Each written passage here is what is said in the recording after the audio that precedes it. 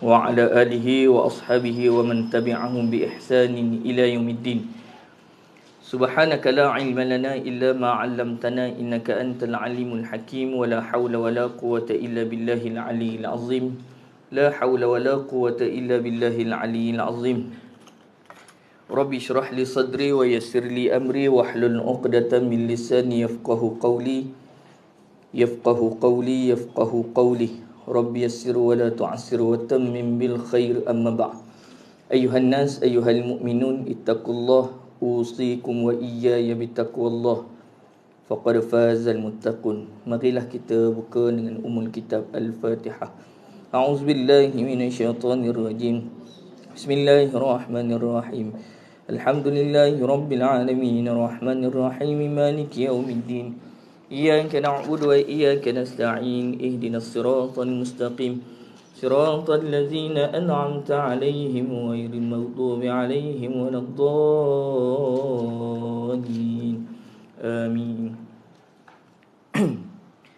Alhamdulillah, alhamdulillah, bersyukur kepada Allah Subhanahu wa taala. Masih lagi Allah beri umur, kesempatan, kesihatan, kelapangan kepada kita. Ruang dan peluang yang Allah beri kepada kita saat ini untuk kita sama-sama istiqamah berada di dewan ini untuk meneruskan kitab kita Idaman Penuntut jilid yang kedua, membicarakan tentang bab bulan lepas kita berhenti kat mana? Habis dah ke bab ni? Bab ahli kitab. Kitabiah ni dah habis dah. Habis dah kan? Kita masuk bab khiyar. Okey, baik. Kita nak cerita bab khiyar. Sebenarnya kita dah sentuh dah bab khiyar ni dalam bab muamalah itu. Bukan dalam bab munakahat, bab jual beli itu kita dah cerita dah bab khiyar ni. Khiyar ni boleh. Khiyar ni bukan boleh. Maksudnya khiyar ni ada dalam hukum munakahat dan muamalat. Muamalat bab jual beli ni pun ada khiyar. Antara pembeli dengan penjual boleh khiyar. Khiyar tu apa? Boleh pilih. Pilih sama ada nak teruskan atau nak batal. Kita dah bincang dah hari tu kan. Kita boleh beli, kita boleh, orang kata pembeli boleh batal pembelian ataupun penjual boleh batal penjualan dia tu atas sebab-sebab tertentu. Bukan semua tempat boleh batal tak. Bila maksudnya dah akad, selepas akad, bila ada sesuatu benda yang mendatang yang tidak ada terkandung dalam akad, benda tu datang jadi kecacatan pada akad, maka boleh khiyar, boleh pilih. Pembeli boleh pilih. Dia boleh sama ada nak teruskan belian tu ataupun dia boleh batal. Okey. Contohlah kata beli rumah, kata bangunan tu, kata rumah tu ada 4 bilik, semua elok, elektrik okey, wiring. Orang kata dengan jual sekian-sekian, akad dia macam tu. Tiba-tiba masuk rumah tu bilik satu je. Atap bocor. Wiring kena buat balik semua. Tapi padahal dalam kontrak dah ada semua dah. Masa akad. Bila masuk tak ada, maka pembeli boleh batalkan pembelian tu dengan khiyar. Maksud dia khiyar tu pilih sama ada nak terus ataupun nak batal. Ni juga kita bab cerita tentang bab khiyar, tapi ni dalam bab munakahat, bab perkahwinan. Kita nak cerita pasal khiyar ni apa? Sebab isteri ataupun suami boleh pilih sama ada nak teruskan perkahwinan itu ataupun dia nak batalkan perkahwinan tu. Tapi dengan syarat utama selepas bernikah, selepas ijab. Sebelum ijab dia bukan nama khiyar. Dah ijab ni dah janji dah pasti sah dah. Maka bila ada perkara yang mendatang ataupun perkara yang tak terkandung dalam akad, maka boleh khiyar. Baik, kita tengok dulu. Qala musannif rahimahullahu ta'ala. A'udzubillahi minasyaitonir rajim. Bismillahirrahmanirrahim. Khiyar dalam nikah. Makna khiyar telah diterangkan dalam bab jual beli, dan maknanya di sini ialah salah satu daripada dua pihak, sama ada suami ataupun isteri, ada hak boleh memilih antara teruskan nikah ataupun cancel, ataupun batal. Pengarang ni sebut cancel, dia cancel, maksudnya ataupun dibatalkan. Boleh. Ataupun dengan batal itu dengan secara fasakh. Sebab tu saya kata tadi, khiyar tu mesti lepas ijab qabul. Sebab fasakh akan berlaku hanya selepas ijab dan qabul. Kalau masa bertunang mohon fasakh, sah tak fasakh tu? Tak sah. Sebab fasakh hanya tertakluk kepada suami dan isteri sahaja. Baik. Maka kat sini dia kata khiyar ni dah diterangkan dulu dah tentang definisi khiyar ni. Tentang definisi khiyar pada bab jual beli. Tapi di sini dia kata salah satu daripada dua pihak, sama ada suami ataupun isteri ni, ada benda yang dia tak puas hati atas dasar akad tadi, atas pernikahan tadi. Dengan sebab-sebab tertentu, dia boleh pilih nak teruskan ataupun boleh batalkan dengan kaedah fasakh. Okey, fasakh. Baik, boleh faham tak? Okey, bila telah berlaku akad nikah antara seorang lelaki dan seorang perempuan dengan tiada diketahui rupanya, lepas akad didapati ada cacat, boleh kedua-dua pihak atau salah satu daripadanya mengkhiyarkan nikah tersebut. Memilih nak nikah teruskan ke ataupun tidak. Maksudnya kat sini dia bila berlakunya akad, selesai akad tak kenal pun suami tadi. Atas orang kata orang lain yang setuju. Kan orang dulu, jenis orang dulu. Mak pak yang buat keputusan, dia kata hang kahwin dengan man tu. Kan, man mana? Man anak pengulu. Baiklah mak, aku pun dah tak ada buat apa, belajar pun tidak, kerja pun tidak, ikut je. Man tu bagus, kerja postman, selalu datang rumah. Contoh.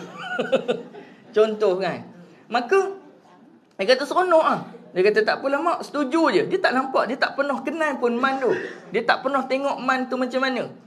Bila kahwin-kahwin tengok man tu, mata cemeh. Cacat lah maksudnya. Mata sebelah tak ada ke, cemeh ke apa ke. Maka dia tak setuju. Sebab mak tak cerita awal. Maka dia boleh khiyar. Tapi kena syarat. Cacat itu cacat yang kekal, yang tak boleh ada ubat. Okey, baik. Tapi selalunya tak ada lah. Maksudnya yang khiyar tu mata cemeh. Ni saya bagi contoh. Contohnya, ada satu kes saya handle, saya suruh tolak ke mahkamah. Suami dia ni, mak dia tak cerita, suami dia ni ada sawan. Sawan tu dia kategori dalam keadaan gila lah. Gila. Dia penyakit gila, sawan ni. Dia kalau kaedah sawan ni, tuan-tuan, dia tak ada ubat sawan. Perempuan tak ada ubat. Ada setengah orang dia sawan tak selalu. Tapi ada kena kerap. Dia sawan tu kerap. Sehari sampai 17 kali nak makan sawan, nak sembang sawan, naik motor sawan. Jadi bila ni ada satu kes ni, perempuan ni datang pejabat agama, dia kata saya tak setuju suami saya ni, tak pernah cerita pun. Baik bapak mentua, mak mentua masa kenal-kenal tu, dia kata hang tak kenal ke dia? Dia kata tak berapa kenal sebab ni kawan mak pak ni duk kenen-kenen kahwin, dia kata. Kenal masa kecil, tak tahu dia ada penyakit tu. Bila dia macam tu, maka saya kata saya tak boleh nak putuskan. Kata sama ada kamu nak nak teruskan apa tidak, kamu pergi mahkamah. Mohon tanya pendapat mahkamah macam mana. Mahkamah suruh dia fasakh. Atas kehendak dia sendirilah. Dia kata apa nak buat? Mahkamah suggestkan kepada dia, fasakh lah. Dah tak boleh. Dia kata mana maunya Ustaz? Nak tidur malam baru letak kepala udah sawan. Ni, bukan main. Udah sawan. Udah ni. Kalau dibiarkan, sekarang mati apa semua. Dia kata ada satu kes tu, dia kata makan kat restoran. Sawan dia kata. Jadi bila dah seminggu, 2 minggu hadap, dia tak tahan, dia kena ni. Saya kata tak pergi ubat ke? Dia kata ustaz, doktor kata sawan ni mana ada ubat. Dia hanya ada dia ada kawalan. Makan ubat kawal je, dia tak ada ni. Sebab dia jadi masalah. Bila tanya mak mentua dia kata kalau bagi tahu awal memang tak kahwin lah dia, anak dia ni. Jadi macam tu. Dia merahsiakan tadi. Baik. Sebab itu dia kata kat sini, maka bila telah akad nikah tadi, maka antara seorang lelaki ataupun dengan perempuan itu dengan tiada ketahui rupanya, dia tak tahu pun. Dia kahwin tu atas dasar tak kenal. Maka bila berkahwin lepas akad nikah didapati ada cacat dia. Cacat yang menyebabkan mudarat tadi. Maka dia kata bolehlah kedua pihak tadi ni boleh sama ada nak teruskan. Kalau dia reda suami dia macam tu, boleh teruskan. Ataupun dia nak khiyar, nak fasakh, boleh tak? Boleh. Dengan syarat-syarat tertentu. Maka cacat yang diluluskan khiyar, kena tengok. Cacat yang macam mana yang boleh diluluskan, maksudnya diluluskan Fasah lah maksud saya kita kat sini. Fasah. Pilihan nak khiyar, nak bercerai ataupun tidak. Baik, yang pertama dia kata, ni baik lelaki ya. Dalam kitab ni dia tak banyak. Tapi saya boleh sebut sikit-sikit lah. Iaitu dia, yang pertama dia kata gila.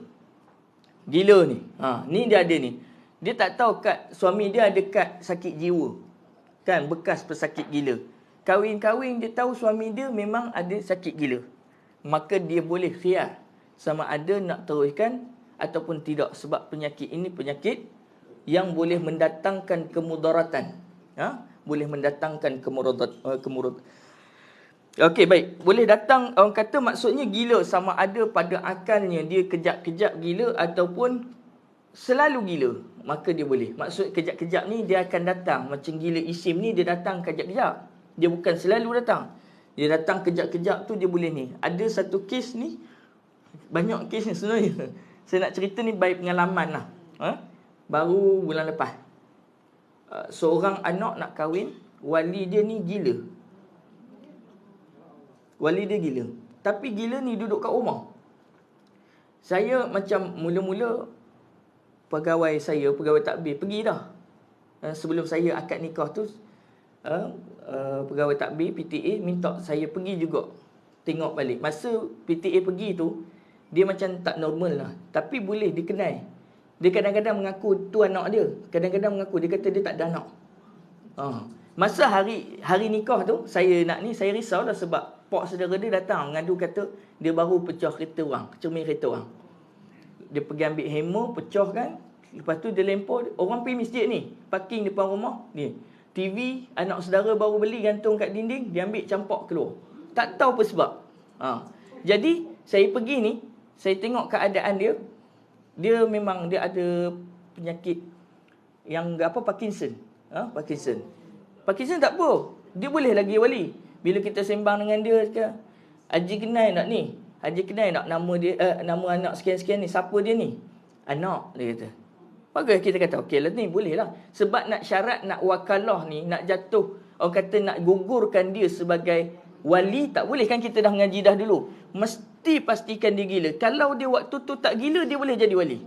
Jadi sebab tu saya nak pastikan sama ada wali tu kepada dia ataupun kepada pak saudara dia. Sebab mahkamah kata terus jatuh kepada pak saudara dia. Tapi dia ni, dalam surat doktor kata dia ni dalam keadaan terkawal. Kita nak tahu terkawal tu macam mana. Bukan saya tak percaya cakap mahkamah syariah.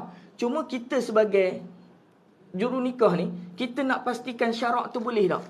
Bila kita sembang, dia kenal anak saudara dia. Tiba-tiba bila keadaan sembang macam mana persusihat, tanya balik, tunjuk salinan IC ni, kenal tak siapa ni? Dia kata tak tahu. Kita kata baru kejap tak sampai 5 minit. Tak tahu? Dia kata, siapa? Tahu tak anak nak kahwin? Dia kata, saya tak ada anak. Jadi dia kata, memang tak boleh. Masa ni kata, masa PTA pergi tu, dia kata boleh. Dia kata, pakai wali. Saya kata tak boleh tuan, benda ni macam ni. Lah kena nikah pakai anak saya. Gila ni syarat dia, tak semestinya gila tu mendatang. Kadang-kadang kejap boleh. Hari ni boleh, dia elok, normal. Esok kita pergi gila. Bermakna dia boleh khiyar. Maksudnya kalau suami isteri tadi, katalah suami ataupun isteri tadi, dia gila tak tetap hari-hari. Tapi tetap setia gila. Maka dia boleh khiyar. Hanya boleh pilih sama ada dia nak teruskan hubungan suami isteri ataupun tidak. Okey, yang kedua, apanya? Penyakit kusta. Penyakit kusta ni adalah satu penyakit yang boleh berjangkit kan. Sebab tu kusta ni dia ada tempat yang boleh dikarantinkan bila dia kusta. Baik, dia kata kusta dalam bahasa Arab tersebut dengan juzamun, iaitu juzamun. Maka ketika mana kita tak tahu, tak kenal, tak jumpa suami ataupun isteri, tiba-tiba kahwin dengan isteri tu, tengok isteri tu ada penyakit kusta, maka suami boleh ceraikan dia. Disebabkan itu, ataupun si isteri tengok suami tu ada penyakit macam tu, dia boleh mohon fasakh. Syarat fasakh ni mesti benda tu yang boleh memudaratkan diri salah satu pasangan tadi. Yang kedua iaitu sopak. Penyakit kusta tu ataupun sopak, iaitu barash nama dia, atau baros nama dia. Baros iaitu penyakit sopok. Kita tahu penyakit sopok. Sopok tak berjangkit, tapi satu penyakit kulit. Dia mula timbul sikit, lepas tu tiba boleh melarat, boleh jadi satu badan. Dia ada cacat kekal. Cacat pada kulit. Ada setengah isteri dia tak boleh terima pasangan macam tu. Ataupun setengah suami dia tak boleh terima pasangan macam tu. Maka boleh tak boleh dia nak khiyar? Boleh hukumnya. Sebab apa? Contohlah, pada kalau keadaan dia tahu sebelum bernikah. Kan, dia tahu. Perempuan tu kata saya ada sakit sopok. Kat mana? Kat peha. Dia tak boleh lah tengok sebab dia bukan isteri dia lagi. Lepas kahwin, ada nampak sopok tersebut. Maka dia tak boleh khiyar sebab dia dah tahu sebelum akad. Sepatutnya dia boleh pilih sebelum akad tadi, dia nak teruskan kahwin atau tidak. Tapi bila dah kahwin, dia dah tahu dah penyakit tu, maka dia tak boleh khiyar. Tapi kalau dia tak tahu, dia rahsiakan. Bila masa kenal-kenal, dia kata kamu ada penyakit apa tak? Tak ada. Okey je semua. Badan saya macam Ratu Cantik. Okey, dia kata. Tiba-tiba hari malam kahwin, buka-buka baju sopok tengah belakang. Peta Malaysia. Dia kata, kata tak ada apa-apa. Ni ada, boleh tak suami tu khiyar? Boleh suami tu khiyar. Isteri pun kalau suami kata saya tak ada apa-apa, okey je. Tak ada cacat, kulit bagus semua. Biasalah. Kan? Kita rahsiakan. Bila dah ada, bila dah kahwin, nampak cacat tu, maka boleh tak nak khiyar? Boleh. Tapi dengan syarat dia mesti tidak ketahui sebelum berkahwin. Dah kahwin baru tahu. Tapi kalau sebelum kahwin dia dah tahu, dia tak boleh khiyar. Syarat dia atas akad tadi, maksudnya masa akad dia tak tahu apa-apa. Tapi bila dah akad, baru tahu, selesai dah akad, baru tahu, maka dia boleh khiyar. Baik. Ataupun dia kata di sini, zakar yang terpotong semua sekali ataupun separuh. Ni kena ingat. Kena ingat. So, si isteri boleh mengadu di mahkamah syariah. Sebab tu suami, satu pasangan kena tahu, bagi tahu. Yang penting kena zahir. Orang kata pada sebelum akad tu bagi tahu keadaan suami macam ni. Jelas sungguh-sungguh. Sebab tu dalam kursus kahwin kita bagi tahu, kamu kalau ada penyakit ke ada kecacatan, bagi tahu pasangan. Sebab pasangan perlu tahu, sebab dia akan hidup dengan kamu sepanjang hidup dia. Kalau boleh sepanjang hidup dia nak hidup dengan kamu. Tapi kalau kamu merahsiakan, awal-awal lagi dah rahsia, dia jadi satu konflik rumah tangga nanti. Sebab itu, kalaulah tengah masa kecil, ada jenis kes kan, bila khitan tu, doktor terpotong habis hujung. Tak boleh sambung kan? Tak boleh sambung dah. Dia kencing macam biasa boleh. Tapi dia kata sebagai seorang suami, dia dah hilang satu keistimewaan dia. Seorang lelaki normal. Maka dia tak boleh, orang kata, memberi satu nafkah kepada isterinya. Isteri dia boleh khiyar. Bila hari malam tengok-tengok, tak boleh. Ni dia kata separuh hilang. Ataupun sobek. Katanya dia kata di sini, tak semua. Sikit je. Tapi sikit tu menyebabkan mudarat pada isterinya tadi. Maka dia boleh khiyar. Isteri boleh khiyar. Sebab tu kena jujur. Kalau si isteri kata tak apalah bang, saya tak kisah sangat benda tu. Kan? Tak apalah. Tapi kalau dia tak tahu, maksudnya dia tak tahu dan dirahsiakan kecacatan tu, maka isteri boleh khiyar, boleh fasakh. Boleh faham tak? Okey, selalu suami ni dia takkan mengaku benda tu. Udah kahwin baru dia nak mengaku. Baik. Dan dia kata di sini, yang kelima iaitu mati pucuk. Iaitu lemah zakarnya dan lembik, tidak boleh bersetubuh. Ini juga khas kepada orang lelaki. Dalam bahasa Arabnya unnatun. Unnatun ataupun unnah. Maksudnya unnah ni kena ada kaedah. Dia kena, perempuan kena pergi jumpa qadi, pergi bagi tahu hakim ataupun qadi lah. Pergi bagi tahu, kata suami saya ni, saya kahwin semalam, hari ni saya tahu dia mati pucuk. Qadi tak boleh terus bagi tahu hang pi mahkamah bercerai, tak boleh. Hakim juga tak boleh bagi tahu hang bercerai, hang mohon fasakh cerai, tak. Dia kena bagi tempoh dalam masa setahun. Pergi berubat dulu. Dalam masa setahun tadi tu, dia tak pernah dapat nafkah. Dia boleh mohon masuk tahun yang kedua, dia boleh mohon fasakh. Tapi dalam masa setahun tu, laki dia elok kejap. dan pernah bersetubuh dengan isteri tadi, isteri tak layak fasakh waktu tu. Sebab tu kena betul-betul. Saya pernah ceritakan sebelum ni yang dekat daerah tempat lama saya. Perempuan tu mengadu tak boleh, lelaki ni misai je melintang tapi keras tak ada. Dia sembang betul, dia sembang dalam masjid. Tak tu saya malu lah. Saya kata tak apalah, kita bagi tempoh. Bagi tempoh dia dalam 6 bulan pergi rawat. Dia kata doktor dah kata dia surat dia tak boleh rak. Saya kata pergi buat tradisional. Kan? Lepas tu tengok jumpa kat kedai makan nasi lemak, muka bini merah senyum je. Kata ustaz dah okey, dia tunjuk macam tu. Kalaulah si suami, kalaulah saya waktu tu dia mengadu kat saya kata pergi dah cerai. Kan saya dah salah buat keputusan, sedangkan suami ada tempoh untuk ni. Dia ada sebab apa? Sebab tu saya bagi tahu. Saya tak malu nak cerita ni sebab ini masalah yang kita kena faham betul-betul. Sebab apa? Mati pucuk dan lemah zakam ni dia ada ubat. Bukan kata semua boleh baik dak. Kita kena ikhtiar dulu. Sebab itu suami dengan isteri kena berlapang dada bagi tempoh pada setiap pasangan. Pergi berubat dulu. Ada kaedah dia macam mana pergi berubat. Sama ada lelaki itu mandul atau lelaki itu mati pucuk ataupun tidak. Ataupun suami isteri dia itu macam tu.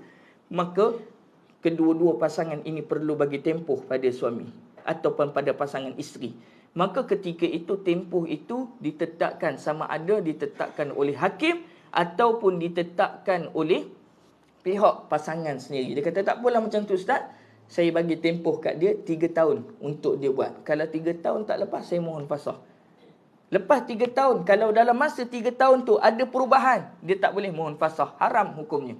Tapi kalau tak ada perubahan macam tu juga, tidur je juga, maka dia boleh mohon tahun seterusnya, dia boleh mohon fasakh. Baik, boleh faham no? Boleh faham cakap tu.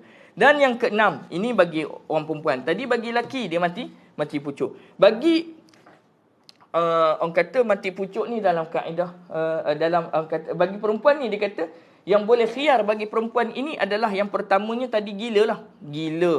Lepas tu jazam, iaitu penyakit kusta, baras, penyakit sopok, ataupun yang dikatakannya di sini lubang kemaluannya tersumbat dengan daging, tidak membolehkan bersetubuh. Maksudnya tersumbat dia.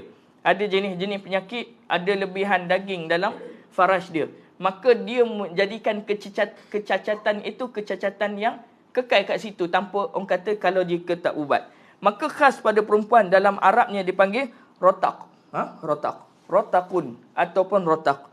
Sekiranya boleh dipotong ataupun dioperate. Maksudnya sekiranya boleh dioperation, hilangkan daging lebihan tadi yang tersumbat tu, boleh keluarkan.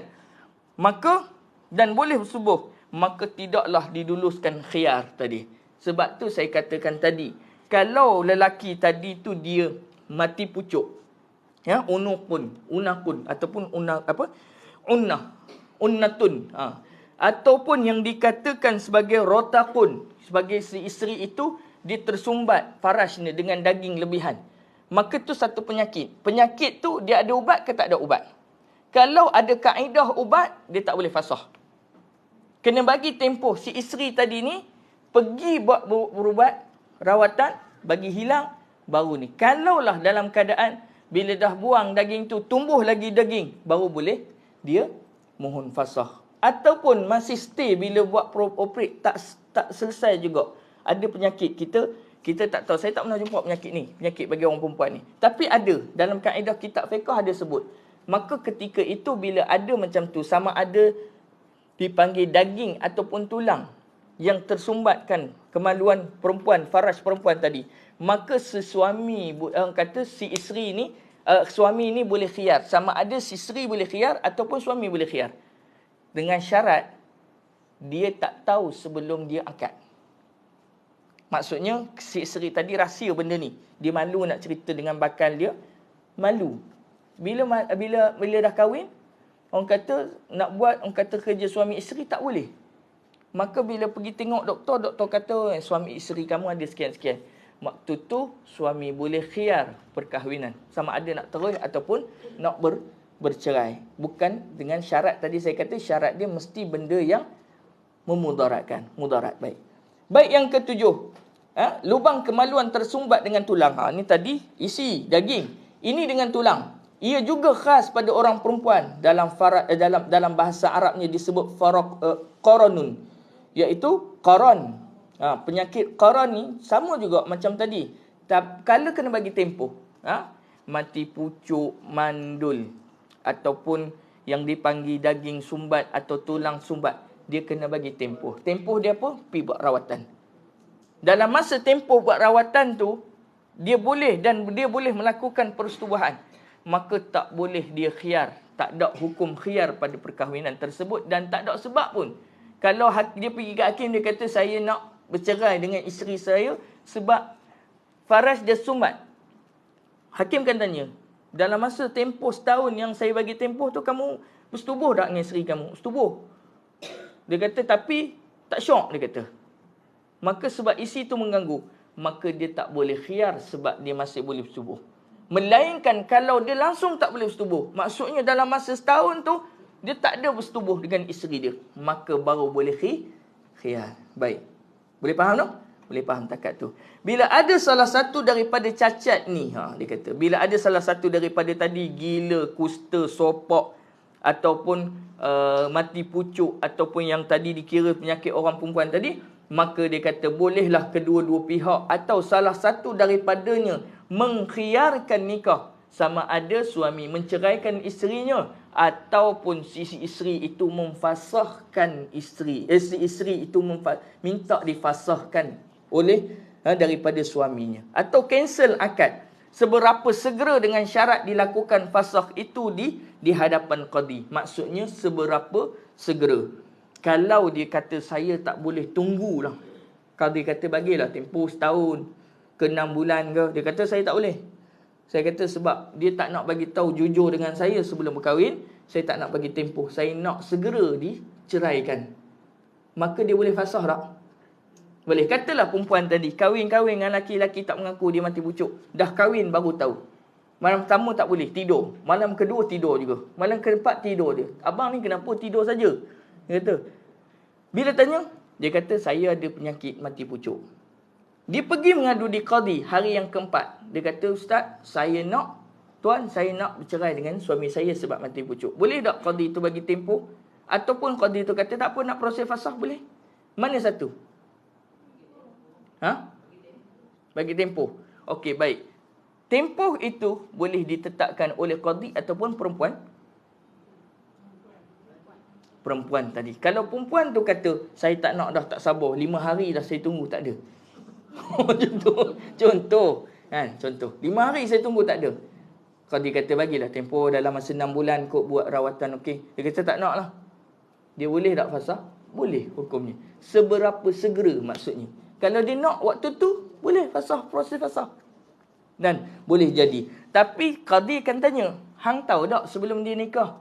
Belum masih menikah dengan dia, hang tahu tak? Tak tahu. Dia rahsia. Dia diam je, tak mau bagi tahu. Dah nikah, dah akad, dah selesai dah. Malam tu baru saya tahu. Maka baru boleh mohon fasakh. Baik. Sebab apa saya kata macam tu? Sebab kalau waktu dia dah tahu tapi dia masih nak teruskan nikah, bermakna dia dah redha pada akadnya. Boleh faham tak? Maksudnya dia dah tahu keadaan lelaki dia macam tu, ataupun keadaan isteri dia macam tu, bakal isteri macam tu. Tapi dia nak teruskan. Kenapa? Kenapa nak tunggu habis nikah baru nak khiyar? Dia sedangkan dia boleh pilih, dia boleh khiyar sebelum nikah. Maka sebab itu khiyar ni hanya berlaku jika dia tak ketahui sebelum bernikah. Dah nikah baru tahu. Baik. Tetapi dia kata, ni yang ada sebut sini.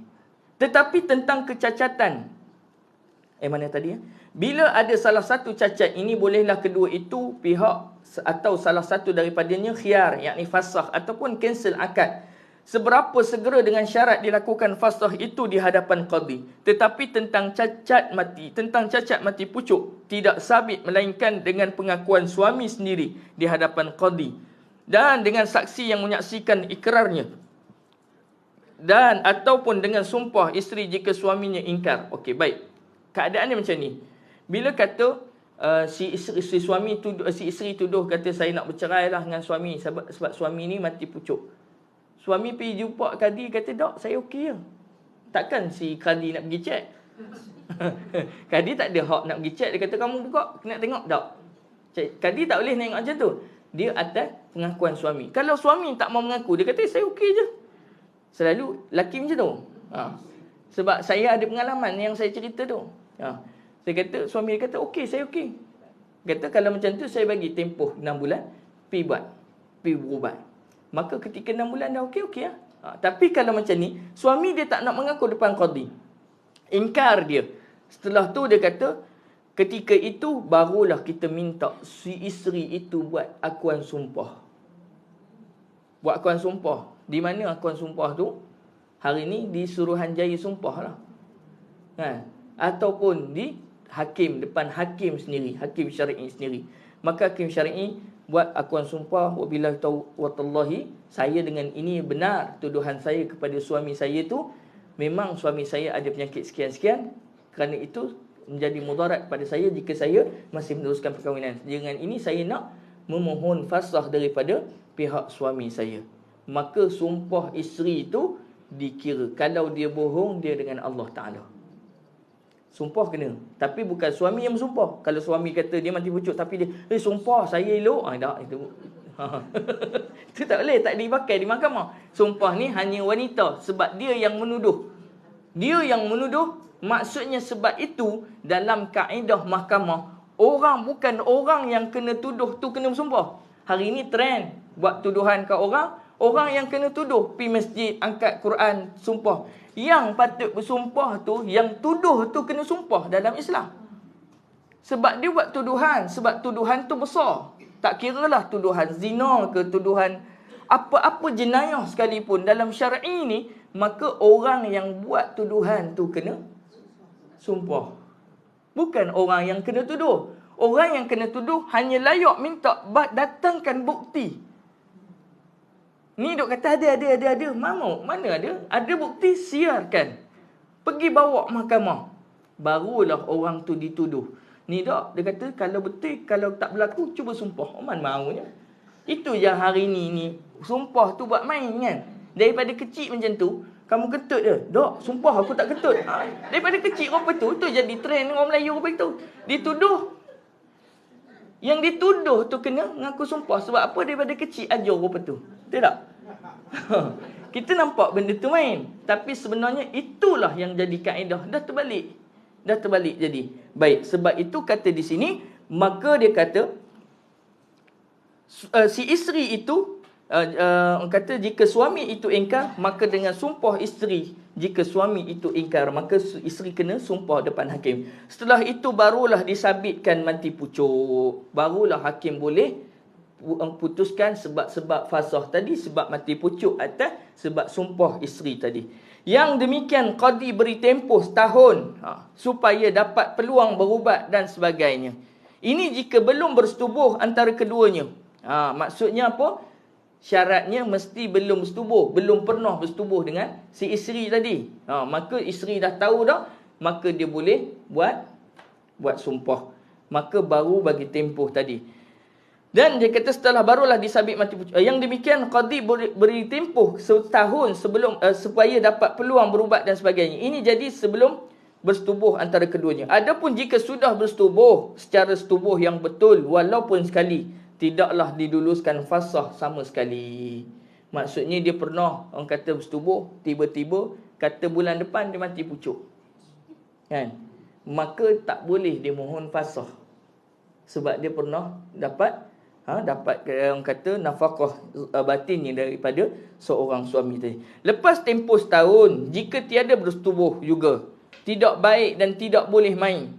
Apabila isteri mengadu kepada qadi, luluslah fasakh tadi. Contohnya kalau macam tadi, maksudnya dia kahwin, malam tamu pun tidur 4-5 hari tidur, dia pergi ngadu mahkamah. Mahkamah kata, hakim kata apa? Kita bagi setahun lah tempoh kamu duduk dengan dia sebagai suami isteri.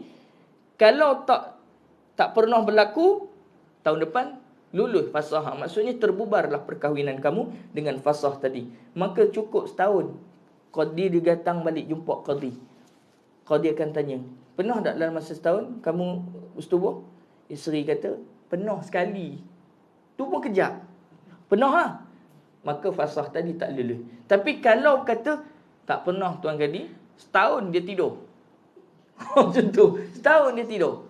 kan, maka dia lulus, tak perlu dia mohon balik fasah tadi. Fasah yang mula-mula tadi dalam sebelum tempoh setahun, selepas tempoh setahun, fasah tu orang kata tersabit daripada orang kata khiyar isteri tadi. Okey, baik.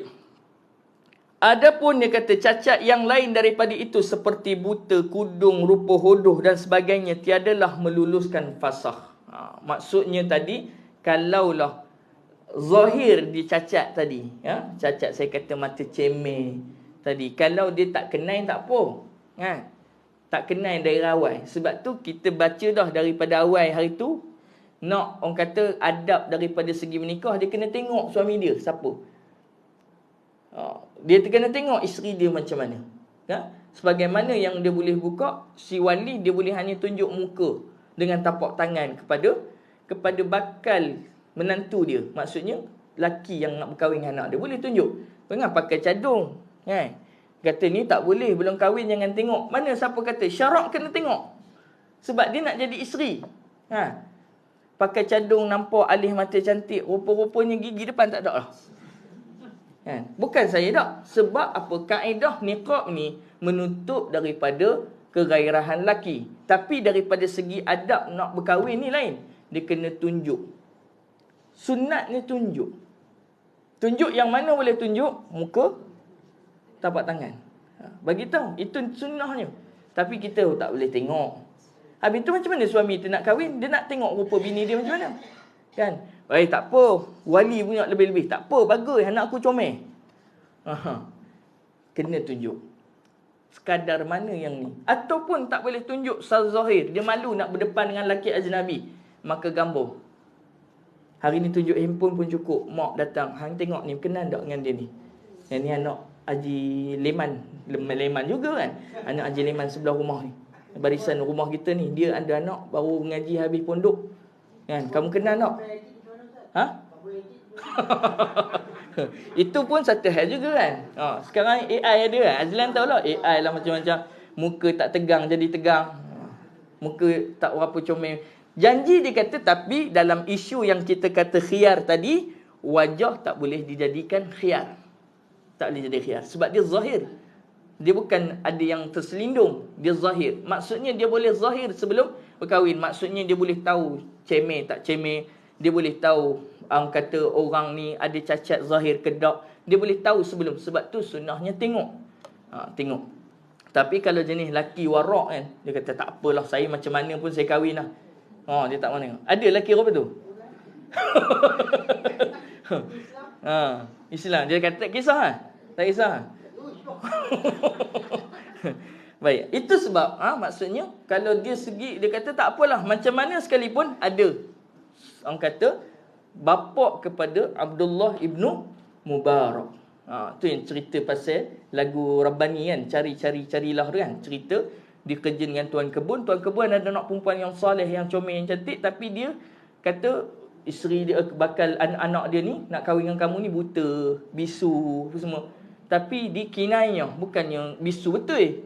Bukan bisu zahir, bisu kinayah. Buta-buta kinayah. Jadi dia orang lelaki ni, bapa Abdullah Mubarak kata tak apalah, aku redha lah kahwin.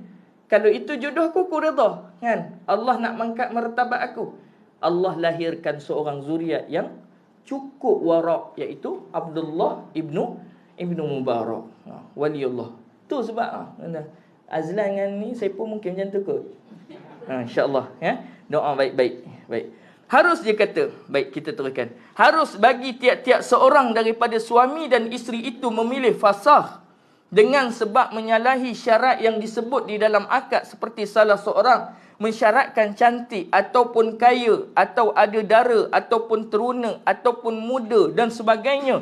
Umpama wali berkata kepada bakal menantu dia tadi, aku kahwinkan engkau dengan anakku dengan syarat engkau teruna yang belum pernah berkahwin, ataupun dengan syarat engkau kaya, ataupun suami atau wakilnya berkata, yakni wakil suami berkata, saya terima nikahnya dengan syarat ada dara ataupun cantik.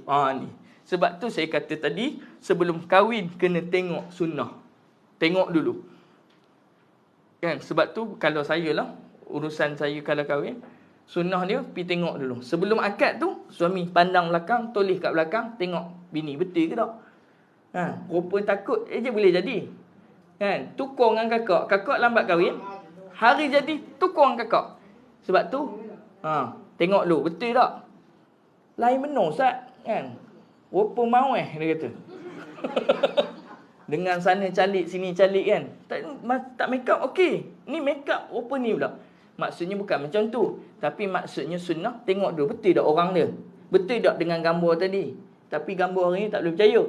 Betul tak orang dia yang calon kamu betul tadi, nama sekian-sekian, betul tak orang? Tengok-tengok, betul. Baru confirm boleh nikah. Tak tengok boleh tak? Tak apa, tak ada masalah. Harus hukumnya tengok dulu. Malah sunnah tengok dulu. Sunnah tengok dulu. Begitu juga dia kata di sini, harus. Dia kata kalaulah tak tengok tadi, maksudnya kalau dia berkahwin tadi sebabkan dia warak, dia tak mau tengok. Dia kata tak kisahlah apa-apa. Tapi dalam akad tadi, dia letak syarat. Dalam akad dah letak syarat. Aku nikahkan kamu dengan anak aku. Dengan syarat kamu masih teruna dan masih ada harta. Tiba-tiba kahwin, dah tak teruna. Baru jadi kes minggu lepas. Bukan minggu lepas. Bulan berapa? Bulan 6. Bulan 6. Dia nak kahwin bulan 6. Dia orang lelaki duduk sini, Batu Gajah. Nak kahwin dengan orang Pahang. Jengka Pahang. Handle. Kes ni saya handle. Kes dia saya dah keluarkan kebenaran. Saya dah keluarkan kebenaran. Saya dah keluar kebenaran lelaki. Nak hantar ke Pahang. Dah sampai pun surat kebenaran tu di Pahang. Tiba-tiba saya dapat telefon daripada seorang perempuan. Perempuan tu dia kata, Ustaz saya nak cakap sikit boleh? Saya kata ya. Sebab apa? Saya nak bagi tahu. Lelaki nama sekian-sekian ni telah berkahwin di Kedah. Di Yan Kedah. Ni kes betul. Ni bukan kes bohong. Sebab sekarang ni sistem perkahwinan ada negeri-negeri dia sekali. Contoh Perak, Pulau Pinang, Selangor. Lepas tu mana lagi? Saya tak ingat. Terengganu tak silap. Melaka. Semua yang ni dia pakai sistem SPIM. Kan? Sistem Permohonan Perkahwinan Islam Malaysia. SPIM. Itu kena isi borang semua. Itu orang Perak. Yang belah Pahang, belah Kedah, sebelum Kedah, sewaktu 2020 baru start dia masuk dalam sistem SPIM. Sebelum tu dia pakai sistem sendiri. Terengganu, Kelantan, Pahang, Johor. Semua tu Negeri Sembilan dia pakai, Sarawak, Sabah dia pakai sistem sendiri. Dia tak ada dalam SPIM. Jadi kami susah nak detect orang tu ada suami ataupun isteri. Kalau kahwin bawah daripada tahun 2010, susahlah. Yang tak masuk SPIM susah. Sebab dia kena key in balik. Masuk maklumat tu dalam sistem SPIM. Bila saya keluarkan satu kebenaran berkahwin seorang laki-laki ni, dalam borang permohonannya dia tulis teruna. Dia tulis teruna. Bila masuk dalam sistem, kalau orang tu tipu, kalau saya kata saya masih teruna. Masuk dalam sistem SPIM. Type nak keluar kebenaran tak boleh. Dia akan tulis pemohon lelaki ini telah beristeri. Dia tak boleh teruskan. Maksudnya dia kena tengok balik. Dia kena ada tak permohonan poligami dan sebagainya. Kalau tak ada, ni cerita sebenar. Tapi lelaki ni, bila saya masuk key in, saya masuk nak luluskan borang tersebut, dia direct selesai. Saya tekan selesai boleh. Keluarlah kebenaran berkahwin. Dia teruna. Sign siap-siap, pergi bagi dekat dia, hantar kat Jengka Pahang. Dapat telefon dari seorang perempuan, dia kata saya kakak kepada pemohon perempuan. Bakal isteri dia ni. Saya nak bagi tahu sekian-sekian nama ni telah berkahwin di Pejabat Agama Yan. Saya terkejut, saya bimbang. Saya keluarkan kebenaran tu tanpa kebenaran mahkamah poligami. Jadi saya telefon Pejabat Agama Yan. Tanya sekian-sekian IC, nama sekian-sekian betul tak ada berkahwin. Lepas tu Pejabat Agama Yan kata, Ustaz tunggu jap, saya nak semak. Semak dalam sistem dia orang. 2015 dia pernah berkahwin dengan seorang perempuan.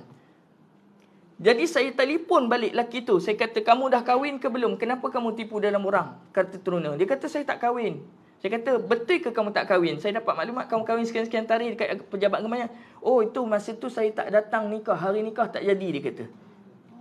Dia kata, tak jadi nikah. Lepas. Tak boleh, nasi orang Perak tak boleh. Lepas tu saya tak kahwin, dia kata. Saya tak pernah kahwin dan perkahwinan tu terbatas sebab saya tak hadir. Saya pun pegang 50-50. Saya telefon Pejabat Agama Yan. Saya kata pengakuan lelaki tu, kata dia tak kahwin hari tu. Dia kata, mana boleh Ustaz tak kahwin. Sebab kami sijil dah cetak. Dia kata, kalau sijil dah cetak, dah tentu-tentu kahwin. Lainlah perak. Perak cetak sijil dulu baru kahwin. Itu kelemahan perak. Maksudnya sebab perak punya sistem dah kahwin bagi sijil terus kan. Negeri lain tak. Negeri lain tak pernah buat. Hanya perak. Ada kelemahan di situ apa dia? Apabila perkahwinan tu ditunda tarikh, maka sijil tadi dah terbatal. Ataupun perkahwinan tu tak jadi, terpaksa batalkan sijil perkahwinan tu. Dalam sistem dah wujud dia kahwin, sedangkan dia tak kahwin lagi. Itu kelemahan yang ada dalam sistem yang kita buat sekarang. Tapi tak boleh kritik lah, itu dah sah ni. Cuma yang saya nak bagi tahu, Kedah kata, sijil pun dah cetak ustaz, macam mana kata tak kahwin? Saya kata laki tadi tu, saya kata kalau kamu tak kahwin, kamu buat akuan sumpah. Yang kata kamu tak berkahwin pun semua. Sampai sudah dah. Hari ni surat yang kata permohonan dia sebab memalsukan dokumen kata permohonan, kita serah pada penguatkuasa. Dia ni mungkin ada belit jugalah. Saya pun dah terkena belit dia. Jadi sebab saya dah keluar kebenaran, saya risau. Sebab atas atas kertasnya, atas sistemnya, saya dah keluar atas nama saya. Jadi saya risau, saya kena. Jadi saya batalkan permohonan dalam sistem dia. Katakan dia telah menipu status diri dia dan sebagainya. Tu jadi hari ni. Sebab tu di sini dia kata apa? Dia kata kat sini kena tahu status dia. Sama kalau teruna-teruna. Kalau suami. Kalau beristeri. Bagi tahu sungguh-sungguh. Sebab tu jangan boleh rahsia-rahsia. Benda ni lambat laun dia tahu juga. Kan? Sebab itu dia kata di sini. Kalau dalam akad tadi dia kata laki ni teruna dan dan kaya. Tapi tiba-tiba tak teruna. Udah pernah berkahwin dan bercerai pun. Maka dia boleh khiarkan. Harus pula khiarkan. Tapi tak semestinya boleh. Maksudnya haruslah. Kalau dia tak setuju, maka dia boleh khiar. Dia kata bohonglah, hari tu teruna. Ni tiba-tiba duda. Okeylah teruna duda, tak ada apa masalah pun. Betul tak? Dia tak ada cacat. Dia tidak ada cacat yang menimbulkan kemudaratan. Yang boleh kata yang patut dikhiarkan apa dia? Yang tadi hak cacat yang kita sebut tadi, yang cacat yang kita sebut tadi. Maka di sini bila akad tadi kata teruna dan kaya tiba-tiba kahwin. Miskin, kerja pun tak ada. Malas pula tu balo. Kita boleh cerai. Boleh mohon. Boleh mohon. Jangan risau. Hak perempuan ni dijaga di mahkamah syariah. Baik. Teruskan sikit lagi. Yang saya sebut tadi tu sebab dalam akad. Kalau dalam akad kena setuju. Dan ataupun wakilnya tadi menjawab, dia kata mana tadi? Dia kata, dan wakilnya saya terima nikahnya dengan syarat ada dara dan cantik. Dalam akad dalam akad. Dalam akad tu maksudnya masa permohonan tu lah. Masa permohonan tu dia dah tulis di dara. Tiba-tiba kahwin-kahwin ada anak 5. Contohlah. Tak ada kes ni, tak ada, jangan giling pula. Tak ada lagi lah. Tapi ada, boleh jadi tak? Boleh jadi. Macam saya kata tadi, sistem bila tak seragam, mana-mana negeri yang dia tak ada masuk dalam sistem tu, kami tak boleh detect dia pernah berkahwin ke tidak. Boleh jadi. Dan ada kes dia kahwin di Thailand. Ada tak kes masuk paper? Suami malam lain, siang lain. Bukan satu kes tuan-tuan, banyak kes. Yang kahwin di Thailand tak daftar.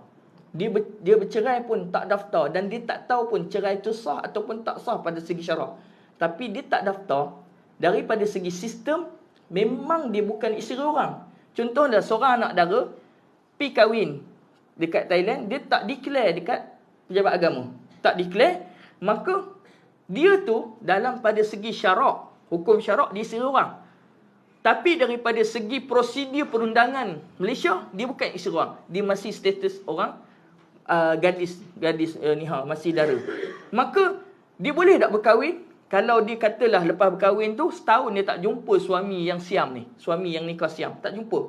Dia anggap, dia kata aku cerailah dan sebab lalang tak daftar. Cerai macam tu. Dia tak pergi rujuk dekat pejabat agama mana yang dia kahwin tu, dia tak daftar cerai dia.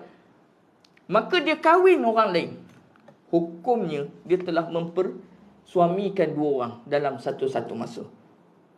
Sebab cerai bukan boleh jatuh main hukum macam tu. Dia kata, saya cerai lah sebab setahun dia tinggalkan saya, cerai, jatuh talak. Tak semestinya. Dia kata ialah nikah siam pun dia ada lafaz ta'liq tadi. Jika saya meninggalkan isteri saya 4 bulan. Memang. Tapi atas dasar khuluk tadi tu, dia bagi kat mahkamah ataupun qadi tadi, tebus. baru boleh jatuh fasah, boleh jatuh cerai tadi. Kalau dia tak bagi apa ke mahkamah, dia diam macam tu, setahun dia tak berjumpa dengan suami, dia kata dah jatuh khuluk dah. Tak boleh. Jatuh khuluk tu maksudnya tebus talak daripada suami dia. Nak tebus tu, dia kena pergi mahkamah, bagi duit pada mahkamah ataupun pejabat qadi tempat dia nikah, maka baru boleh tertebus dengan hukum itu dijatuhkan oleh qadi ataupun mahkamah. Tapi katalah yang jadi kes yang dalam paper tadi dua ni, dia tak isytihar. Satu, yang kes tu tadi memang dia pakai dua-dua. Kereta dia 4-wheel drive, 4x4, kan ada 2 gear. Dia pakai 2 gear. Tak boleh. Hukumnya haram si isteri menduakan suami. Tapi kalau jadi kata suami satu yang nikah siam tu tak ada, tinggal satu je yang nikah Malaysia, hukum juga haram. Sebab dia masih isteri orang dalam syarak. Cuma dalam perundangan, dia bukan isteri orang. Tapi kita pakai yang pertama adalah hukum syarak. Hati-hati. Ada jadi kes, dia jadi skamer. Bukan kata Abang Nasir, orang kata penyusun kuliah skamer. Isteri skamer pun ada. Isteri skamer. Ni berlaku di Kampar. Kes dia seorang perempuan berumur 57 tahun. Masa tangkap, masa saya dapat detect tu 57 tahun. Dia jadi sindiket kepada warga Pakistan. Jadi macam mana? Dia pernah bernikah dekat Negeri Sembilan dengan Pakistan tu, dengan ikat. Dia tak berkahwin dengan secara sah pun. Bukan secara sah, maksudnya berkahwin bukan syarat berkahwin nak berpasangan tak. Dia nak terima duit. Sekali dia cari seorang Pakistan, dia dapat RM9,000. Seorang perempuan Malaysia, warga Malaysia, tapi bangsa Malbari. Malbari ni jenis geng-geng mamak ni. Apa tu, dia ni berkahwin dengan seorang warga Pakistan di Negeri Sembilan. Berkahwin dapat RM9,000. Pakistan tu dapat PR. Pakistan tu tinggalkan dia, balik Pakistan. Tak bercerai. Sebab dia kahwin secara sistem Malaysia, dia tak bercerai. Dia pergi pula belah Selangor. Dia kahwin dengan warga Bangladesh. Dapat RM6,000. Kan? Dan Bangladesh pun dapatlah buka perniagaan dengan tiket nama perempuan tadi ni. Tinggalkan perempuan ni tanpa cerai. Pergi pula dekat mana satu lagi saya tak ingat, Johor ke Pahang ke saya tak ingat, Terengganu. Warga Pakistan balik, orang lain, dia kahwin lagi. Cara sistem Terengganu. Tak cerai, dapat PR, lelaki tu tinggalkan dia. Kali keempat dia datang jumpa saya. Masa tu saya di kampung. Jumpa saya. Saya masuk dalam detect. Tiba-tiba Selangor dah masuk key in dah. Dia punya data hak kahwin 2012 dulu. Saya tengok dia. Dia kata dia dah beristeri. Dan tengok rekod cerai, tak ada cerai. Saya telefon Pejabat Agung Selangor. Sebelum saya telefon pemohon tadi, saya telefon Pejabat Agung Selangor. Saya nak tahu ada tak tempoh dia ni bercerai dan mana-mana. Tak ada. Dia orang mana? Saya detect. Orang Tanjung Karang. Cek detect Pejabat Agama Tanjung Karang. Tak ada. Dia kata dia masih beristeri kepada lelaki yang kedua tadi. Tiba-tiba saya panggil dia. Adik dia rupanya jadi ejen dia. Adik dia cari mana-mana Pakistan yang nak dapat PR, kahwin dengan kakak dia. Tapi dengan jumlah sekian-sekian harga. Tapi dia pandai, taktik dia pandai. Dia tahu ni, sebab negeri-negeri ni ada negeri yang tak ada comparison dalam sistem. Maka dia pergi mana-mana negeri yang berasingan sistem. Jadi tak boleh detect lah. Kat saya ni tiba-tiba rezeki, bukan saya pandai tak. Saya ni jenis nak luluskan satu borang, saya akan tengok dulu sejarah nikah dia. Kadang-kadang kahwin lama dia tak ada dalam rekod baru, dia ada dalam rekod lama, sejarah nikah. Buka-buka, keluar dia naik nikah Selangor. Saya telefon, rupanya baru pendedahan. Pendedahan kata dia ni main skamer, dia kahwin ambil warga luar nak dapat PR, dia kahwin. 4 orang dalam serentak je jadi suami isteri kepada 4 orang. Tak pernah bercerai. Apa hukum? Haram hukumnya. Berdosa tuan-tuan. Allah laknat ni. Nak untungnya sahabat saya. Saya kata jangan buat main-main benda ni. Memang dalam sistem dia kata saya tak pernah bersetubuh dengan dia orang. Sebab saya bila mati suami dah 57 umur dia. Tu yang saya heran tu. Tak percaya tuan-tuan tanya. Sampai saya tolak kes tu kat Pejabat Batu Gajah. Sampai menangis-nangis dia kena torture dengan pegawai kat Batu Gajah masa tu. Kata kamu ni nak jadi perempuan jalang ke apa ke? Sebab ialah dengan 4 orang dengan serentak, kamu tahu hukum kamu menduakan isteri ni bukan mendua, memperempatkan suami dia. Sebab itu saya kata, bukan saya nak buka rahsia kelemahan sistem Malaysia. Sistem Malaysia ni dah bagus. Dia punya security dia bagus. Bila kita detect, tak usah bohong lah. Kan? Tak usah bohong lah. Kita tag dia satu tik, kita type IC, boleh keluar. Abang Nasir rekod sejarah nikah berapa kali. Tak usah bohong. Berapa kali. Kan? Saya pun kata bujangan, tiba-tiba tag pop, ada suami, ada isteri. Contoh. Kan? Boleh detect. Sebab tu jangan ni. Sebab tu saya kata, benda ni dah 4 orang suami dia, bila keluar berita yang jadi tu, saya kata saya tak heran. Sebab ada kelemahan lompang-lompang yang perlu kita tutup benda tu. Orang boleh cari. Orang yang bijak nak menipu ni, dia boleh cari lubang besar mana pun dia boleh pergi. Sebab tu saya kata, kalau orang yang tak takut dengan hukum agama, dia boleh buat main-main hukum-hukum adat ataupun uruf yang ada di dalam Malaysia. Sedangkan dalam hukum syarak, dia dah berdosa lah. Kan? Dia jual diri lah tu. Memang patutlah pegawai dekat Pejabat Agama Teraja kata dia jalang. Sebab apa? Jual diri. Hang nak kahwin dengan aku, nak dapat PR, hang bagi duit sekian-sekian. Saya kata, di mana maruah agama dia? Sedangkan wanita ni, Islam dah angkat sesungguh mulia di dalam dasar agama. Tapi dihina dengan begitu. Sebab tu saya bagi tahu ni bukan kata suruh buat ataupun boleh buat dan sebagainya. Hati-hati. Sebab lambat laun penipuan dalam agama ni akan terdedah. Macam mana pun hang tipu Allah, hang nak tipu Allah Ta'ala, Allah boleh menipu hang balik. Baik. Rugi dia. Rugi apa? Sebab dia dah masuk dalam tata cara jenayah. Kita boleh rekod dia dalam jenayah. Dia boleh kena penjara sekalipun. Sebab dia menipu peribadi dia. Sebab dalam ni pun dia kata, tak boleh mengaku. Kalau dalam akad kata dara dan cantik, kena bagus. So saya kata tadi harus hukumnya, seorang laki-laki ataupun perempuan lihat dulu sebelum akad. Tapi kalau dah masuk dalam akad, kata cantik, kaya dan sebagainya, kena ikut pada akad. Kalau tak ikut pada akad, dia boleh khiar tak? Boleh khiar. Okey, kita lajukan sikit. Habiskan ni, nanti kita panggil i'faf. I'faf tu cerita tentang support nikah. Support nikah. Kita habiskan ni dulu. Tiba-tiba dia kata lepas akad didapati apa yang disifatkan nikahnya dengan syarat ada dara dan tiba-tiba lepas nikah didapati apa yang disifatkan itu tidak ada ataupun kurang daripada dikendaki, haruslah salah satu, bukan wajib, harus hukumnya, boleh saja dia salah seorang itu memilih fasah sekalipun dengan tiada di hadapan qadi kerana fasah itu berkehendak segera. Tetapi kalau syarat-syarat itu dibuat sebelum akad nikah, tidaklah diluluskan fasah itu. Mengenai mas kahwin dan masalah khiyar itu ada huraiannya. Jika fasah yang pertama dia kata, jika difasahkan nikah dengan sebab ada cacat suami ataupun sebab cacat isteri, keadaannya belum bersetubuh lagi, tiadalah wajib bayar mas kahwin tadi. Maksudnya jika difasahkan nikah tadi dengan sebab ada cacat suami, kahwin-kahwin tengok ada cacat suami, maka ketika itu dia kata belum setubuh lagi, maka tiada wajib dia bayar mas kahwin pada si isteri tadi. Kan? Dia dah bayar dah lafaz akad nikah apa semua, mas kahwin tu, maka ketika mana malam tu dia tengok ada cacat isteri dia, dia boleh minta balik mas kahwin tadi. Sebab ada penipuan pada akad tadi. Maksudnya dia boleh ambil mas kahwin janji dengan syarat belum setubuh. Tapi dia kata jika bersetubuh, dia kata fasah itu berlaku selepas bersetubuh dengan cacat yang baru datang, wajiblah dibayar mas kahwin sebagaimana yang disebutkan dalam akad yang dipanggil mahar musamma tadi. Maksudnya ketika akad katalah RM1,000. Lepas tu tiba-tiba ada cacat mendatang. Dia boleh khiyar. Dia boleh pilih sama ada dia nak teruskan ataupun dia nak khiyar nikah tersebut, pilih nak bercerai.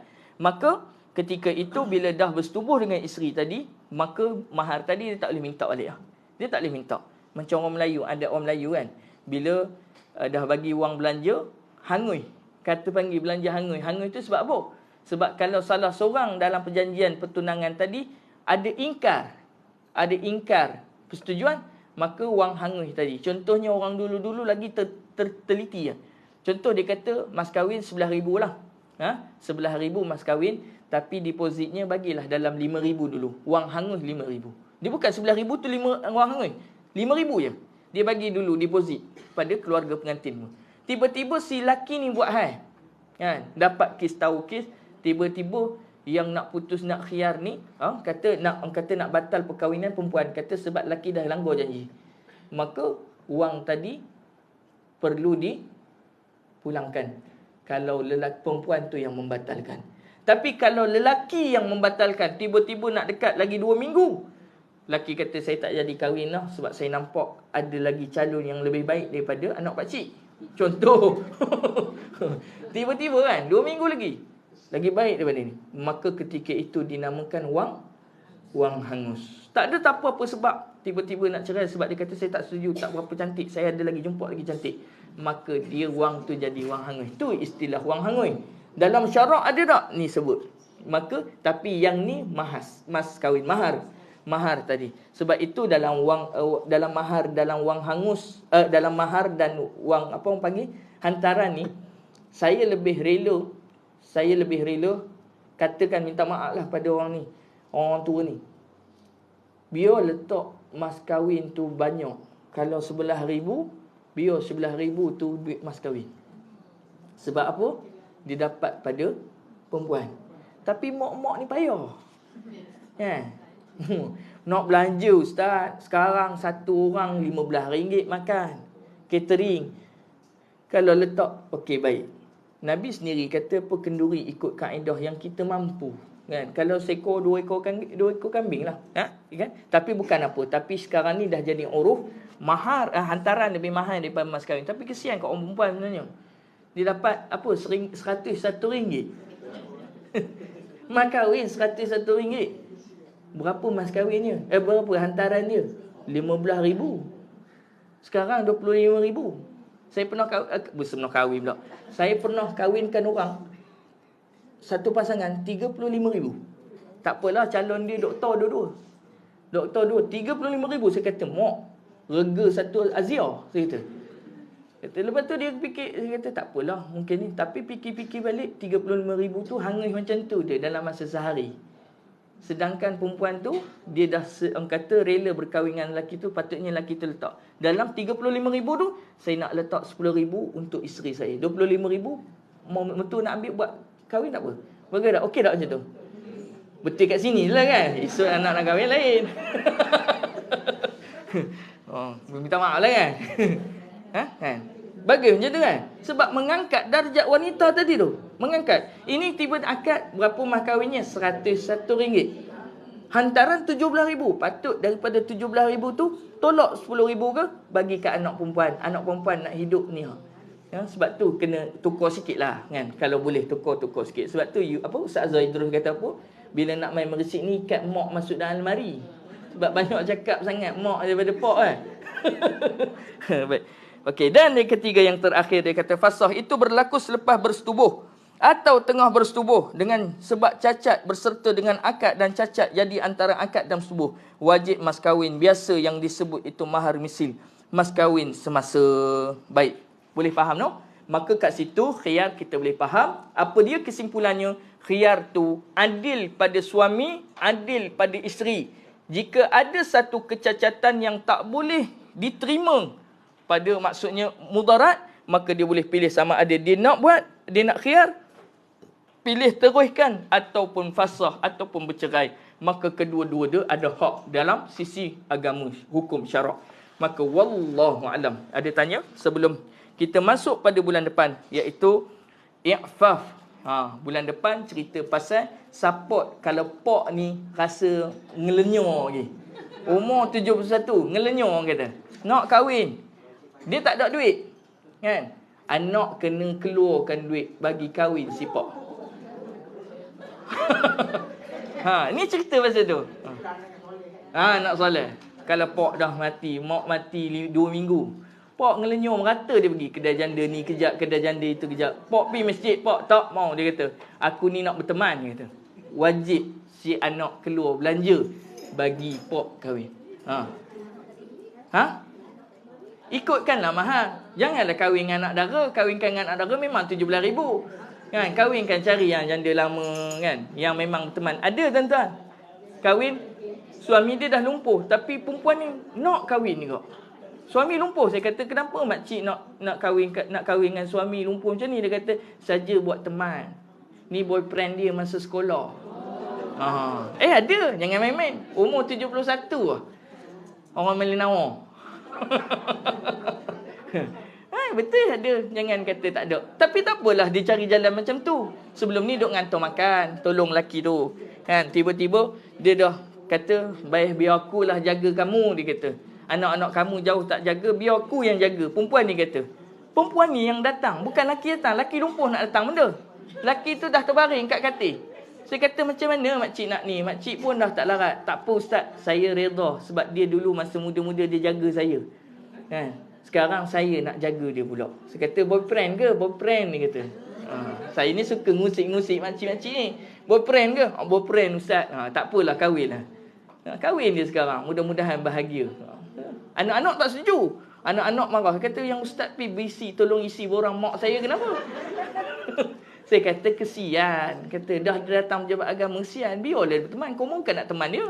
Anak-anak dah ada peneman sendiri. Tinggal mak kat kampung, biar mak piar cari teman dia. Bukan nak ni sangat. Bukan kata nak berhubungan suami isteri dah. Sebab dia nak berteman. Macam tu juga lelaki. Kalau dia nak kahwin, umur 79, nak kahwin. Anak kena keluar duit belanja. RM101 bagi. Pak ni RM100 nak kahwin dengan siapa? Saya support. Tak payah buat kenduri besar. Bawa ayam kotak, bihun goreng. Bawa pejabat agama. Kami kenyang. Wallahualam. Cukup takat tu. Ada. Pasangan suami isteri. Saya tak ingat saya pernah tanya soalan ini. Suami isteri dua-dua ribut ke Islam, itu perlu tak dia menikah? Okey, bulan lepas dia kita sebutkan. Baik. Perkahwinan suami isteri, kena ingat kalau salah seorang, ni Azlan kalau tak betul betulkan ni bahagian dakwah Contohnya, kalau seorang suami isteri ni berkahwin secara adat agama Hindu dulu, pasangan. Ada anak dah 3 orang katakan. Tiba-tiba si suami ni revert Islam. Masuk kata kembali kepada Islam, yang si perempuan ni tak mau kembali kepada Islam lagi. Macam kes hari tu kan, bulan lepas yang kita sebut. Maka si suami boleh duduk dengan isteri itu hanya 3 bulan. 3 bulan. Maksudnya perkahwinan tu tak terbubar. Walaupun dia berkahwin cara agama dia agama asal dia. Tapi dia masuk Islam, itu masih isteri dia. Dalam kaedah hukum syaraknya, dia isteri dia selama 3 bulan. 3 kali suci lah maksudnya. Selagi mana tu, dia kena pujuk dalam masa tempoh 3 bulan, si isteri tu masuk Islam. Kalau lebih 3 bulan, kalau isteri tu tak masuk Islam, terbubar perkahwinan yang asal daripada agama asalnya tadi. Maksud agama Hindu tadi. Maka terbubar perkahwinan tadi. Maksudnya, dia bukan lagi suami isteri, tak boleh duduk sama. Tapi nafkah anak dia kena buat. Bagi. Baik. Kalaulah kedua-duanya masuk Islam serentak, hari yang sama masuk, anak pun ikut agama bapa dengan mak. Maka ketika itu, dia tak perlu mendaftar, dia tak perlu bernikah semula, hanya bawa kad nikah dia, pi dekat pejabat agama, kita keluarkan ni kad Islam, kad nikah Islam, sijil nikah Islam. Sebab dalam hukum fiqh, pada perkahwinan itu pada dasar agama dia, pada asal agama dia. Maksudnya bila dia dulu kahwin secara agama Hindu, masuk Islam dulu, dikira dia juga suami isteri. Tak perlu bernikah semula. Melainkan kalau salah satu tadi masuk Islam lambat, katalah lepas 3 tahun baru masuk Islam, dia kena nikah balik. Ataupun lepas daripada 5-6 bulan baru masuk Islam, maka kena nikah balik.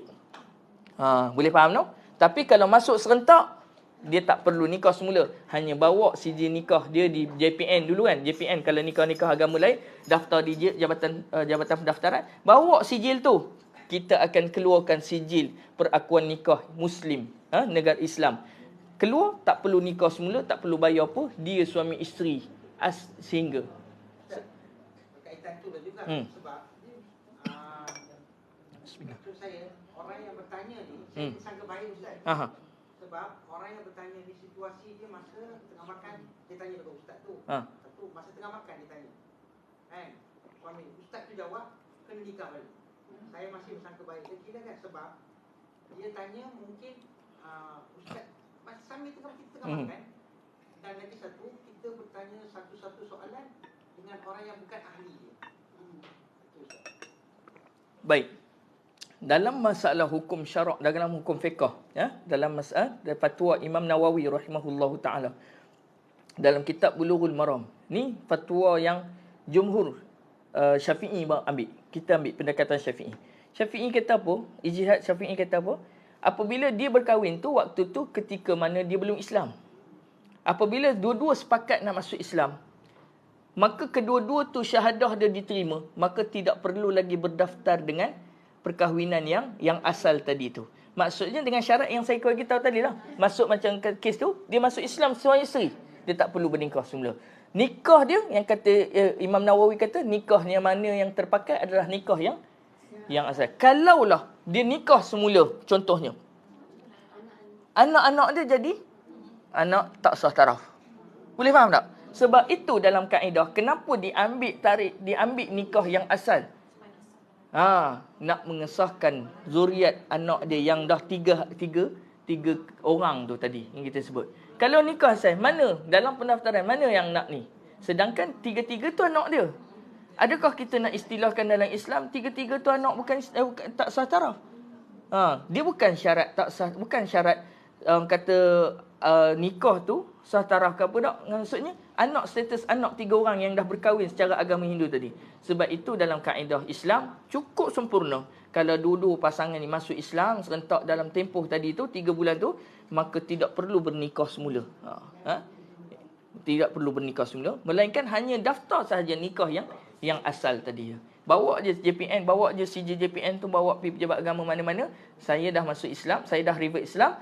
So isteri masuk revert Islam, sekarang saya nak daftar, nak keluarkan satu sijil. Kita keluar tarikh sijil tu, tarikh masa nikah Noh sebelum dia masuk Islam tu. Itu. Tak ada baru. Tarikh dulu, tarikh lama lah. Maksudnya dia tak perlu nak remind dalam kepala otak dia kata tarikh baru pula. Tak perlu ingat. Ingat je tarikh dulu kan. Boleh faham tak? Boleh.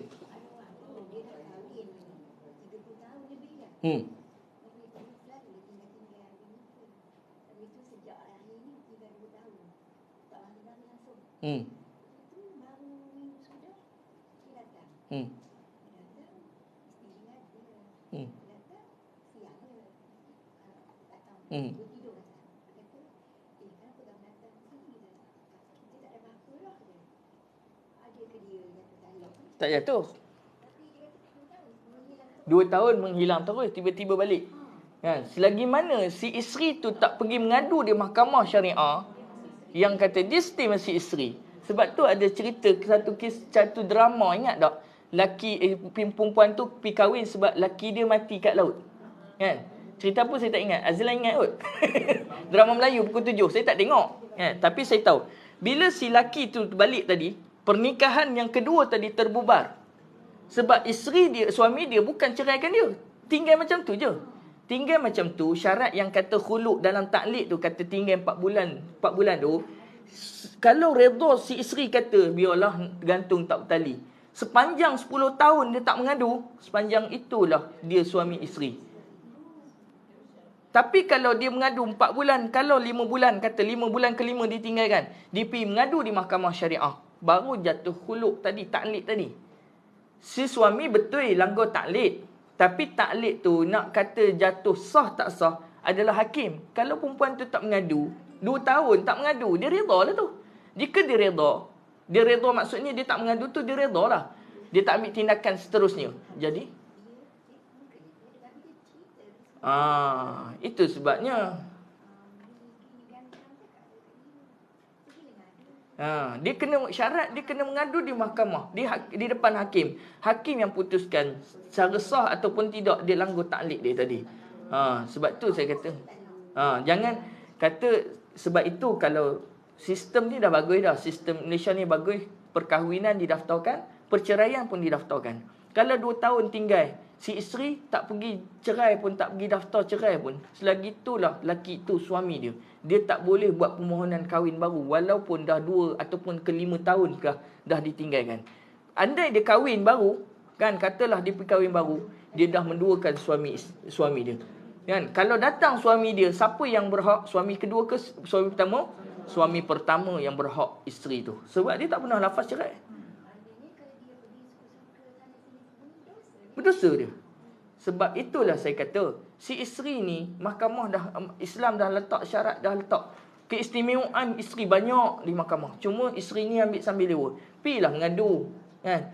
Laki saya dah 2 tahun tak balik. Dia kata, habis tu nak buat apa makcik?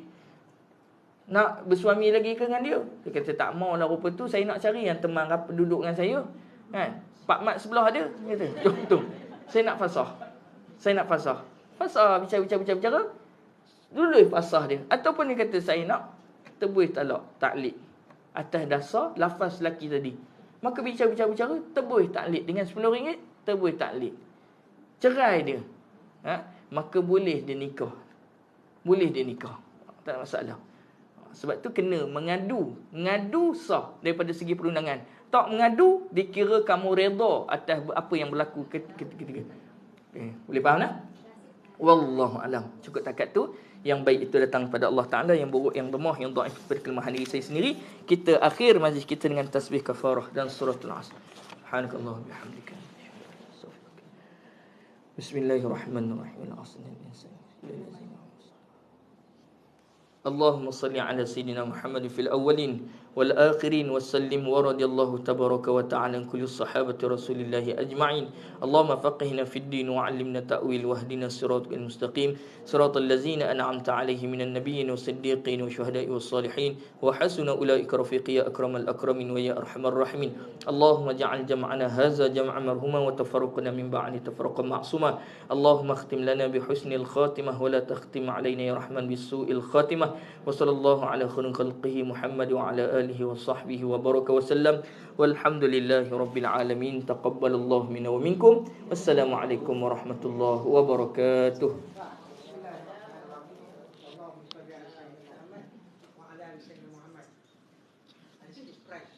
Express. Ustaz yang ada FP kita trace semua dia tak ada. Memang bawa masuk. Pandainya. Sebab hari jadi ustaznya besok. Kuliahnya. Oh, esok 10 bulan eh? Saya tak ingat. Sekejap Rambut sehari tu suruh ingat mati tu. Allah selamatkan Ustaz. Allah selamatkan Ustaz. Allah selamatkan Ustaz Al-Ghazali. Allah selamatkan Ustaz. Terima kasih banyak-banyak. Allahumma salli ala Sayyidina Muhammad wa ala ali Sayyidina Muhammad. Ya Allah, panjangkanlah umur Ustaz Azali. Sehatkanlah jasadnya, terangilah hatinya, tetapkanlah imannya, baikkanlah amalannya, luaskanlah rezekinya, dekatkanlah pada kebaikan dan jauhkannya dari kejahatan. Kabulkan segala keperluannya dalam agama, dunia dan akhirat. Sesungguhnya Engkau Maha Kuasa atas segala sesuatu. Sallallahu alaihi wasallam Muhammad. Alhamdulillahirabbil alamin. Tak sila putus kek tu. Terima kasih Islam. Amin.